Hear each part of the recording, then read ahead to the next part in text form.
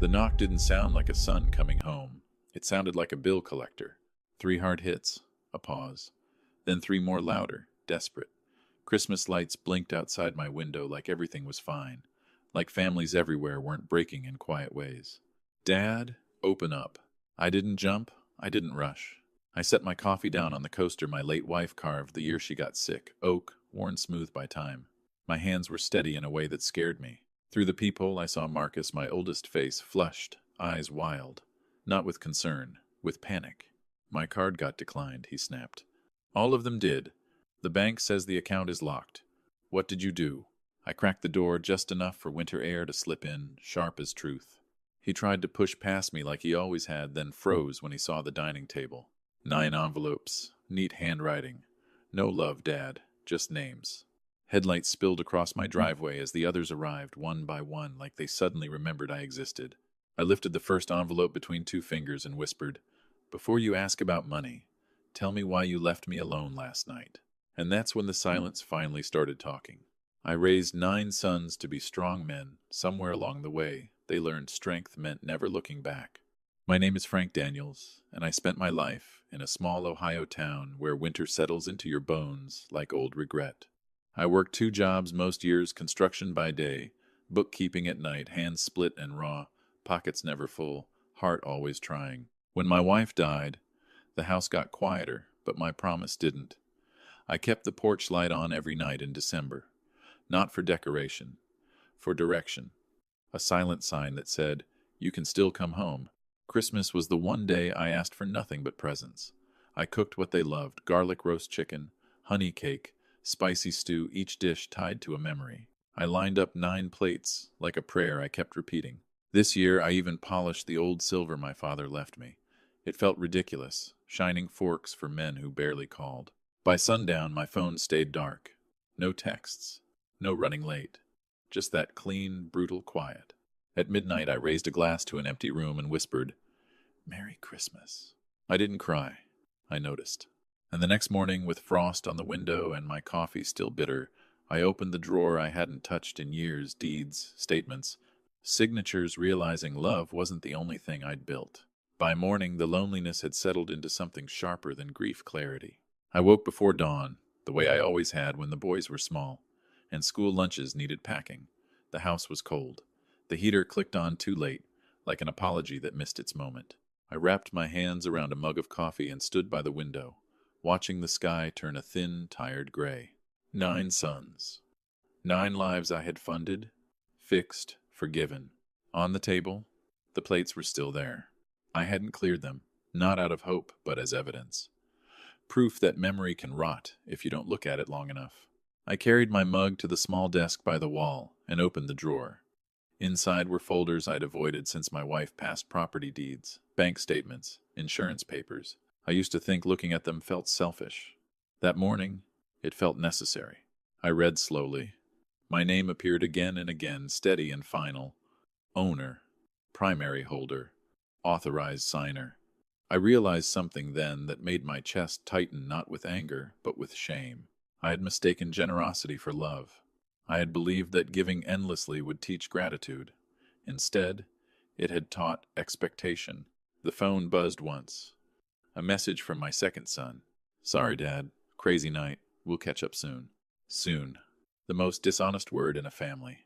I set the phone face down. I wasn't planning revenge. I wasn't even angry. I was tired of pretending absence didn't have consequences. That morning, I put on my coat and wrote one thing on a yellow notepad. Enough waiting. Then I picked up the phone and called my lawyer. Not to threaten my sons, but to finally protect myself. The lawyer didn't ask why my sons were absent. He asked how long I'd been carrying it alone. Mr. Keller's office smelled like paper and old coffee, the kind of place where problems didn't get judged, only sorted. He listened, without interrupting, as I told him about Christmas night. I didn't dramatize it. I didn't need to. Silence does the work if you let it. When I finished, he leaned back in his chair and folded his hands. "Frank," he said gently, "this isn't anger. This is exhaustion." That word landed hard. He opened a folder and slid it toward me. "Let's talk facts, not feelings." We went through everything. The house fully in my name, the joint accounts my signature required, The emergency funds I'd set up years ago just in case. I had forgotten how much control I still legally held. I had given my sons access, not ownership. Can I change that? I asked. Yes, he said, quietly. Legally. Completely. I stared at the paperwork, my reflection faint in the polished desk. I thought about every time I'd said, "It's fine," when it wasn't. Every time I'd paid, instead of spoken. Keller lowered his voice. "If you do this, they'll be shocked, maybe angry." "I'm not trying to hurt them," I said. He nodded. "Then don't. Just stop rescuing them." That was it. No revenge, no shouting, just consequences where comfort used to be. He printed a checklist: accounts, access rights, property titles. I signed nothing yet. I just took the papers home. That night, I sat alone in my kitchen, documents spread out like a map of my life, and understood something clearly for the first time. Love without boundaries teaches people how to leave you. That night, I wrote 9 letters because my voice had been ignored, but paper doesn't get interrupted. I didn't turn on the television. I didn't call anyone. I sat at the dining table where 9 plates had gone cold the night before and lined up 9 envelopes instead. Plain, white, heavy in a way paper shouldn't be. I wrote slowly, not because my hands shook, but because every word needed to be clean. I didn't accuse them, I described. What it felt like to sit alone while the clock crossed midnight. What it meant to realize I'd become optional. How love turns sour when it's treated like an ATM instead of a bond. Each letter said the same thing, just with a different name at the top. I gave you access because I trusted you. You treated access like ownership. That ends now. I explained that I was restructuring my finances, that shared accounts would be changed, that favors would stop being automatic. I didn't threaten, I informed. The hardest line to write came last. You didn't leave me angry. You left me awake. When I sealed the envelopes, I noticed something strange. For the first time since my wife died, my chest felt lighter. Not happy, but steady. I stacked the letters neatly and placed them beside the Christmas tree. The lights blinked softly, stubborn as hope. Before bed, I opened my phone and saw missed calls starting to appear. 1, 2, 3. I turned the phone face down. Tomorrow, they'd notice. Tomorrow, the silence I'd lived with would finally visit them. The moment their money stopped moving, my phone came alive like it had been asleep for years. It started mid-morning, a vibration on the table, then another, then a rapid series that felt almost frantic. I didn't answer. I watched the screen light up with names I used to see every day when they were boys. Marcus, Daniel, Ryan, now flashing like alarms I'd ignored too long. "Dad, my card isn't working. Did the bank mess something up? Call me ASAP. This is urgent." Urgent. That word again. Funny how loneliness never qualified. I poured myself another cup of coffee and sat down, slow and deliberate. Outside, the street looked ordinary. Neighbors went about their business, unaware that inside my house, a lifetime pattern was cracking. By noon, the calls turned sharp. "What did you do? This isn't funny. You can't just change things without telling us." I picked up my phone, not to respond, but to turn it off. Silence returned this time by choice. In the afternoon, I walked to the post office with the 9 envelopes tucked under my arm. The clerk stamped them without a glance. To her, they were just letters. To me, they were boundaries finally put into words. On the way home, I passed a park where fathers pushed swings, kids laughing into the cold air. For a moment, my chest tightened. Then it eased. Back home, I placed the remaining documents into a folder and wrote one word on the front: Finale. By evening, headlights swept across my front window. A car door slammed. Then another. They were coming. Not because they missed me. Because something they depended on was gone. And, for the first time, I didn't rush to meet them. When they finally showed up, it wasn't love that brought them, it was panic wearing familiar faces. The first knock came just after sunset. Hard. Impatient. Like the door owed them something. I didn't move right away. I stayed in my chair, listening to the sound echo through the house I'd paid for with decades of quiet sacrifice. "Dad!" Marcus shouted. "Open up!" I stood slowly, feeling my knees protest, and walked to the door. When I opened it, cold air rushed in, followed by him already halfway across the threshold, like he still owned the place. He stopped when he saw the table. 9 envelopes, lined up perfectly. Names facing up. "What's this?" he asked, though his voice had already changed. Less anger, more fear. Sit, I said. He didn't. He paced, running his hands through his hair. My account is frozen. My credit card got declined in front of my employees. Do you have any idea how embarrassing that was? I looked at him calmly. Do you have any idea how quiet Christmas night was? He froze. Before he could answer, headlights washed over the walls. Car doors slammed. Voices layered over one another. One by one, my sons filled the living room, breathless, irritated, suddenly very available. No hugs, no apologies, just questions. What did you change? Is this some kind of lesson? You went too far. I gestured to the envelopes. Everything you need to know is in there. They stared at the table like it might explode. And for the first time, I saw it clearly. They hadn't come to check on their father. They'd come to negotiate. They read the letters like contracts, searching for loopholes instead of meaning. Marcus grabbed his envelope first, tearing it open like time was money. The others followed, paper ripping, eyes scanning fast. Too fast. They weren't reading to understand. They were reading to regain control. The room stayed quiet except for the rustle of paper and the sound of my old clock ticking on the wall. Each second felt heavier than the last. Daniel looked up first. You can't do this, he said, voice tight. We're family. I nodded slowly. That's what I thought on Christmas. Ryan shook his head, disbelief turning into irritation. So what, this is punishment? You're cutting us off because we missed one night? One night? I repeated softly. No. I stopped because you missed me. Silence cracked open then. Not dramatic. Just uncomfortable. Marcus folded his letter in half, then in quarters, like he could make it smaller. Dad, if you needed something, you should have said so. I met his eyes. If you cared, you would have noticed. That landed harder than shouting ever could. Another son tried a different angle. We're busy. Kids. Work. Life. I leaned forward, resting my hands on my knees. I was busy too. For 40 years. I just didn't stop showing up. No one answered that. Outside, snow began to fall, soft against the windows. Inside, something colder settled in understanding. Then I said the sentence they weren't ready for.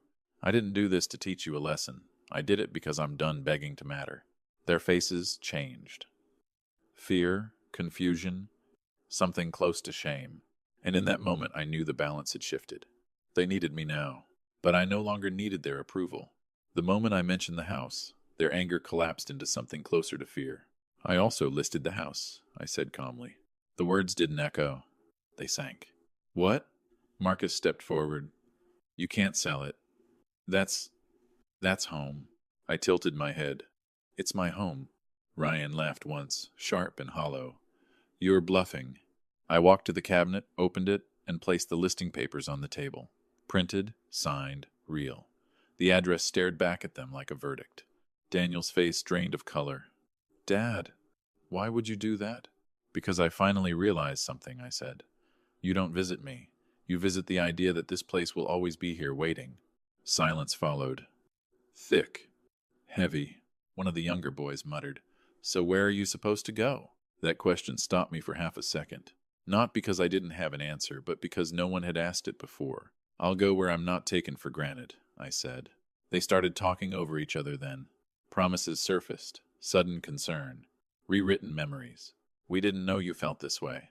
We'll come by more. We'll fix it. I raised my hand. No more fixing. Only proving. Marcus frowned. What does that mean? It means, I said slowly, I'm not restoring anything just because you're uncomfortable. Comfort is what got us here.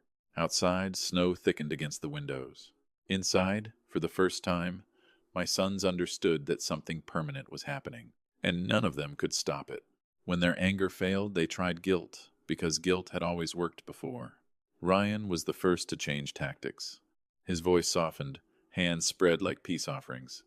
Dad, you know Mom wouldn't want this. That one hit low. Cheap. And familiar.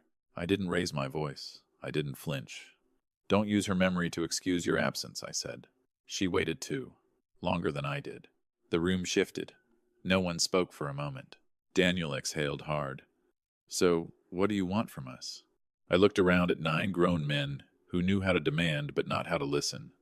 I wanted you here on Christmas, I said. Now, I want nothing you're offering out of fear. Marcus scoffed. So we're supposed to suffer because you're lonely? That word again. Lonely. As if it were a weakness instead of a wound. I was lonely long before that night, I said. Christmas just made it undeniable. One of the younger ones finally sat down, elbows on knees, head in hands. We didn't think you needed us like that. I nodded. That's the problem. You stopped thinking about me at all. Outside, the snow kept falling, quiet and patient.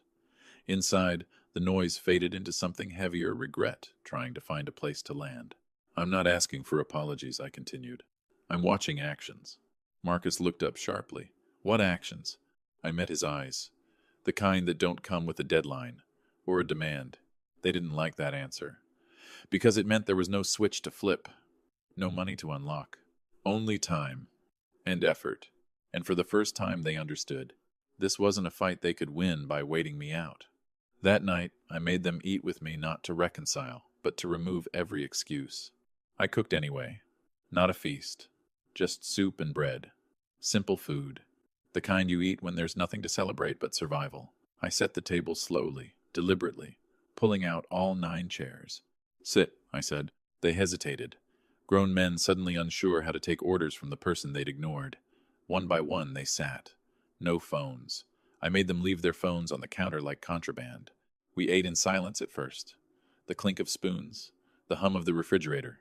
My house remembering what it used to sound like. Finally, Marcus spoke. Dad, we didn't plan to hurt you. I didn't look up. Most damage isn't planned. Another son muttered. We thought there'd always be time. I met his eyes. Time isn't loyal. It leaves without explaining. That landed. I felt it in the way their shoulders dropped, the way no one rushed to defend themselves. I'm not restoring the accounts, I said calmly. Not tonight. Not tomorrow.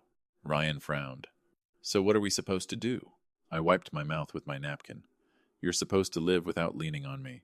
And if you still want me in your life after that, show me. Silence again. But different now. Less hostile. More uncertain. After dinner, they stood awkwardly, unsure whether to hug me, thank me, or argue again. No one did any of it. They left one by one, quieter than they arrived. I stayed at the table long after the door closed, staring at 9 empty chairs. For the first time, the emptiness didn't feel like loss. It felt like space. The real test didn't come with shouting or threats. It came the next morning, when no one was watching. I woke before sunrise, the house unusually quiet after the night before. For the first time in years, no one had slept over, no bags left by the door, no last-minute favors waiting for me to fix. Just me, the kettle, and the soft tick of the clock. I expected relief. Instead, I felt something heavier anticipation. By 8, my phone buzzed. A message from Daniel. I'm at work. Didn't ask for help. Just letting you know. Then another. I paid the rent myself. First time in a while. I stared at the screen longer than necessary. Not because I was impressed, but because I was curious. This wasn't panic. This wasn't bargaining. It was reporting, like a child showing homework they weren't asked to do. An hour later, a knock came at the door. Soft this time. It was Ryan. No anger, no speeches, just a paper bag in his hand. I fixed the porch step, he said quietly. It was loose. Figured I should stop pointing out problems and start handling one. I nodded. Thank you. He hesitated. I'm not asking about the money. That mattered more than the step. By afternoon, I realized something unsettling. Without my constant rescuing, my sons weren't collapsing. They were adjusting. And for the first time, I felt the balance shifting not because I took something away, but because they were finally standing on their own. Still, I didn't unlock a single account. Change that's rushed isn't change. It's fear wearing manners. Independence looks impressive until it starts costing pride. By the 3rd day, the messages slowed. Not because my sons had fixed everything, but because they were learning what it felt like to solve problems without reaching for me first. Marcus didn't call. That surprised me most. Instead, I heard through Daniel that Marcus had taken out a short-term loan to cover payroll. Higher interest, no safety net, just responsibility biting back. That night, I sat at my desk and reread the letters I'd written. I didn't regret a word, but I wondered if silence could harden into distance, if left too long. The next afternoon, I drove past the house one last time. The realtor's sign stood tall in the yard, red sold sticker slapped across it like a verdict. A couple I didn't know walked through with a clipboard, laughing softly as they pointed at the porch. I didn't feel anger. I felt release. When I got home, a small envelope waited by the door. No stamp. Hand delivered. Inside was a note from my youngest son. Dad, I went to the bank today. They said I couldn't access anything. I didn't argue. I just wanted you to know I finally understand what on my own means. I don't like it yet, but I think I need it. I folded the note and placed it in the drawer, not with the legal papers, but with my wife's old letters. That night, I slept deeper than I had in years. Not because things were fixed, but because, for once, they were real. The first real apology didn't arrive with tears. It arrived without asking for anything back. It came as an email from Marcus. No subject line, no urgency flags, just words. Dad, I'm not writing to ask about the accounts. I'm writing because I realized I don't know how to be a son without needing something. I read it twice, then a third time. He wrote about sitting alone in his office after everyone left, staring at spreadsheets that no longer had my name behind them like a safety rail. He admitted he'd built his confidence on borrowed ground, on knowing I was there to catch him if he fell. I thought independence meant not needing anyone, he wrote. Turns out it means knowing when you've been leaning too hard. I closed the laptop and sat back in my chair. The house felt different lately. Not emptier, quieter, in a way that let thoughts finish. That afternoon, Daniel stopped by. He didn't knock loudly. He didn't come inside. He just stood on the porch. I sold the truck, he said. Paid off my credit cards. It hurt. I nodded. Good. He winced. That's all you're going to say? Yes. He laughed once, weak but honest. Figures. As he turned to leave, he stopped. Dad, thanks for not saving me this time. After he left, I realized something important. They weren't changing because they were scared of losing money. They were changing because they were finally meeting themselves without me in the middle. And that kind of growth doesn't need applause. The day the house officially sold was the day my sons realized there was no undo button. The closing happened on a gray Thursday morning. I didn't invite my sons. I didn't warn them. This wasn't a ceremony, it was a conclusion. I sat across from the buyer, a young couple with tired eyes and hopeful smiles. They talked about repainting the living room, about kids someday. I nodded politely, hands folded, thinking how life keeps recycling places while people struggle to let go. When I signed the final paper, my hand didn't tremble. The check felt light when I slid it into my folder. Money always does when it stops owning you. By the time I got home, the messages were already there. Dad, the listing says sold. Is this real? Please call me. I didn't answer. That evening, all 9 sons showed up again. Quieter this time. No shouting, no demands, just confusion mixed with something new respect, maybe. Marcus spoke first. So, you're really leaving? Yes, I said. Daniel swallowed. Where? I shook my head. Not telling you yet. Ryan frowned. Why? Because I need to know you'll come looking for me, not the house. Silence settled over us like dust. The youngest finally asked, Is this punishment? I looked at him gently. No. This is adulthood for all of us. I walked them to the door myself. One by one, they hugged me. Awkward, careful, real. After they left, I stood alone in the living room, now officially no longer mine. And for the first time, I felt free enough to walk away without looking back. I packed my life into one suitcase and realized how little of it I actually needed. The night before I left, the house echoed in a way it never had when my sons were young. Not empty, just honest. Every sound belonged to me now. No expectations hiding in the corners. I packed slowly. Clothes first. Then the things that mattered more than fabric. My wife's scarf, folded carefully. An old photograph of all 9 boys lined up on the porch, teeth missing, arms slung over one another. I stared at that picture longer than I planned. I didn't hate them. That was the part people wouldn't understand. I hated the version of myself that kept shrinking so they wouldn't feel uncomfortable. Before bed, I walked through every room one last time. I touched the door frame where I'd marked their heights in pencil years ago. I didn't erase them. Someone else would live here. But the truth could stay. Just before midnight, my phone buzzed. A message from Marcus. I don't know where you're going, but I hope it's somewhere quiet. You deserve that. No mention of money, no requests. Just a sentence that stood on its own. I replied with 3 words. Take care of yourselves. That was all. In the morning, I locked the door, slid the key through the mail slot, and walked away without ceremony. Snow crunched under my boots. My breath fogged the air. For the first time in decades, I wasn't leaving for work. I was leaving for myself. The road felt longer than it should have because, for the first time, I wasn't running toward anyone. I drove south without music, letting the hum of the highway keep me company. Mile after mile, the weight I'd carried for decades loosened, not all at once, but enough to notice. I hadn't told my sons where I was going on purpose. If they came looking, I wanted it to be for me, not convenience. I stopped the first night at a small roadside motel. The room smelled faintly of bleach and old carpet, but the bed was clean and the silence was complete. No expectations. No one needing anything. I slept deeply, heavier than I had in years. By the third day, I reached the coast, a quiet town with peeling paint, slow walkers, and a shoreline that didn't care who you were. I rented a small apartment above a closed-down bakery. 1 bedroom, 1 table, 1 chair by the window. Enough. The first morning there, I drank coffee watching the ocean move in and out, like it had all the time in the world. For the first time, so did I. Back home, I knew my sons were adjusting, not collapsing. Adjusting. That mattered. I didn't call them. I didn't post updates. I let absence do what my presence never could force them to feel the space I used to fill. That night, I wrote one sentence in a new notebook. Peace begins when you stop proving your worth. And for the first time since Christmas, I smiled not because things were perfect, but because they were finally honest. The first letter found me weeks later, and I knew it mattered because it didn't ask where I was. It was waiting on the small table outside my apartment door, forwarded through a chain of guesses and old contacts. The envelope was creased, addressed in careful handwriting I recognized immediately. Marcus. I didn't open it right away. I made tea first. Let the water boil.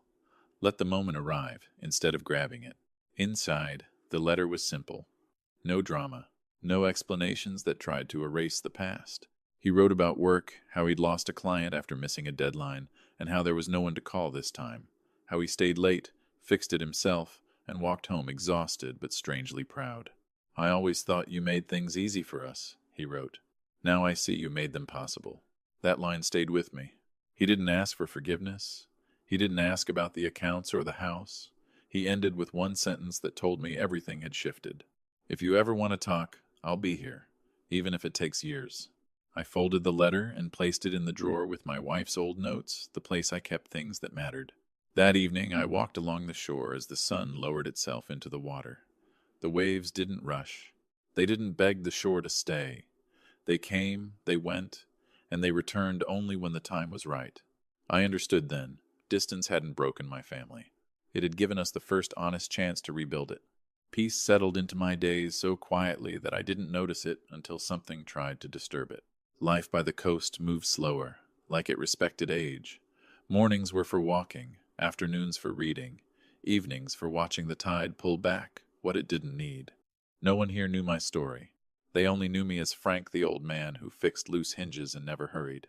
I liked that. Once a week I helped at a small community center. Nothing grand. Just stacking chairs, serving soup, listening more than talking. People opened up when they realized you weren't waiting to interrupt. I learned that loneliness wears many faces, not just mine. One afternoon, the center director handed me an envelope. "Someone asked me to give you this," she said. Inside was a short note from my youngest son. "Dad, I went to the senior center back home. I stayed after everyone left and cleaned the kitchen. I kept thinking about you sitting alone that night. I wish I'd been there. I'm not asking for anything. I just needed you to know I finally understand." I read it twice. Then once more. I didn't reply yet. Forgiveness isn't a switch. It's a door you open slowly, making sure what's on the other side won't hurt you again. That night, I lit a candle by the window, one small flame against the dark. I thought about my sons, not with anger, but with cautious hope. Change, I realized, doesn't arrive with apologies.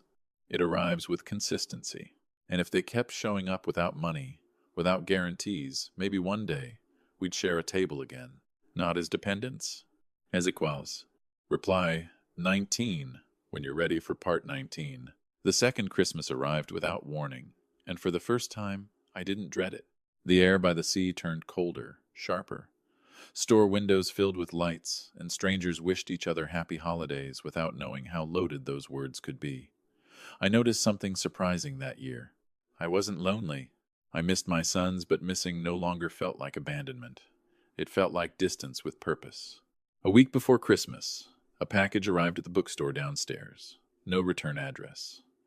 Inside was a small wooden box, hand-carved, uneven in places. I knew immediately who made it. Inside the box was a note from Ryan. I remember you teaching me how to sand wood until it stopped fighting back. I ruined 3 pieces before this one. Felt right not to quit. I ran my thumb along the rough edges and smiled. That night, I cooked a simple meal for myself. Soup, bread, 1 plate. I didn't set extra places out of habit. I set one because it was honest. At 9:14 p.m., my phone rang. Marcus. I let it ring twice before answering. Dad, he said, voice steady, not rushed. I just wanted to say, Merry Christmas. Nothing else. No request. No update. Just presence. Merry Christmas, I replied. When the call ended, I didn't feel the ache I used to. I felt something quieter, stronger. The lesson had finally taken root not just in them, but in me. Love that survives distance doesn't need constant proof. It needs truth. And I knew, without forcing it, the final chapter was ready to be written. The ending didn't arrive with applause, it arrived quietly, the way peace always does. Spring came early that year. The mornings warmed, and the sea softened its voice. I'd grown used to my routine's coffee by the window, slow walks, small conversations that didn't ask me to be anything other than present. One afternoon, the bookstore owner knocked on my door. You've got visitors, he said, smiling in a way that told me everything before I even stood up. They were all there, not rushed, not loud, no gifts, just 9 men standing a little straighter than they used to, hands empty, eyes steady. Marcus spoke first. We didn't come to stay, he said. We came to sit, if that's okay. I looked at them for a long moment. Then I stepped aside. We sat around my small table, too small, really, but no one complained. We talked about ordinary things. Work, weather, mistakes. We didn't dress up as jokes anymore. No one mentioned money. No one asked for access. At sunset, they stood to leave. Awkward hugs, quiet respect. As the door closed behind them, I realized something important. I didn't feel drained. That's how I knew it was real. Later that night, I wrote one last line in my notebook. You don't lose family by setting boundaries. You lose yourself by never having any. If this story made you think about family, respect, or quiet justice, share where you're listening from and what lessons stayed with you. And if you want more stories like this, stay close. Some truths are slow, but they're worth waiting for.